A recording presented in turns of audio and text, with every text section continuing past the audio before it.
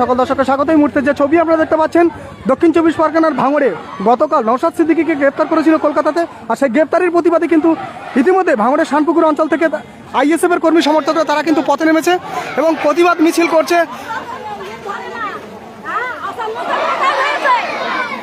কি বলবেন? নওশাদ সিদ্দিকীর গ্রেপ্তারের প্রতিবাদ করছেন? ভাইজানকে চাইছেন?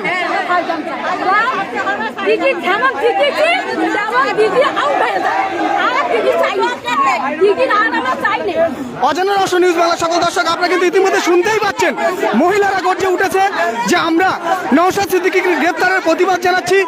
আমরা দিদিকে যেমন ক্ষমতা এনেছিলাম। কিসের জন্য মারলে? কেন মারা হলো? কিসের জন্য মেরেছে? এতগুলো তখন সগাত গুন্ডা আনতেছে কেন?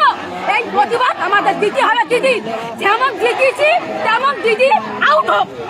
আর দিদি চাই না আমরা দিদি দরকার নেই, জাহান নেবে দিদি। আর দিদি এই সর্বনাশ করবে।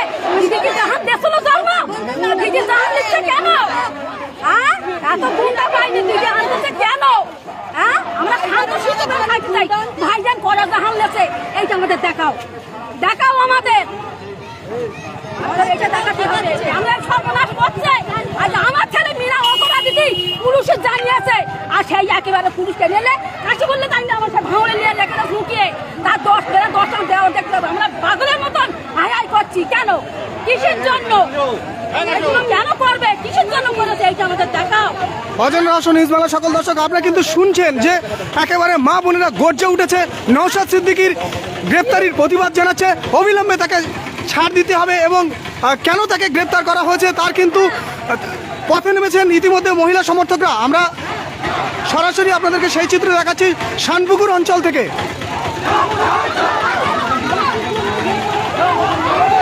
দাদা কি বলবেন আজকের এই প্রতিবাদ সভা কেন? আজকে আমাদের ভাইজানকে গতকালকে যে গণতন্ত্র আন্দোলন করছে গ্রেপ্তার করেছে, যে পুলিশ মেরেছে ভাইজানকে, তার জন্য আমাদের ভাইজানকে যাত্রা সাথে এই পথ মিছিল আপনারা জারি রাখবেন? জারি থাকবে, যতদিন না ভাইজানকে ছাড়বে।